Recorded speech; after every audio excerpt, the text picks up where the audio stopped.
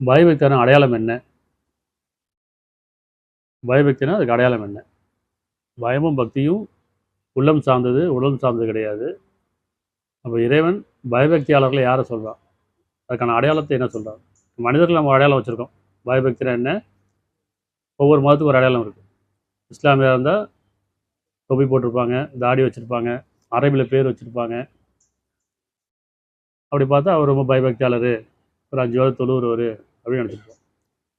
அதுவே இந்துவா இருந்தா பொட்டு வச்சிருப்பாங்க, திருநீர் பூசியிருப்பாங்க, உத்திராட்ச கட்டை போட்டிருப்பாங்க. அவங்கள பார்த்தா ஒரு பயபக்தியா தெரியும். ரொம்ப பயபக்தியாளர்கள் அப்படின்னு. அதே மாதிரி கிறிஸ்தவத்திலயும் அப்படிதான். சிலுவை போட்டிருக்குது. இப்போ பயபக்தி நம்ம என்ன அடையாளம் வச்சிருக்கோம் அப்படின்னு சொன்னா, ஒவ்வொரு மதத்துக்கும் ஒரு அடையாளம் வச்சிருக்கோம். உருவத்தின் அடையாளம், உடையின் அடையாளம், உணவின் அடையாளம், இல்லையா கலாச்சாரம். நம்ம ஒருத்தரை பார்க்கவே தெரியும். இவர் யாரு? ஓ! இவர் இஸ்லாமியரா? ஸோ அவங்க என்ன செய்வாங்க?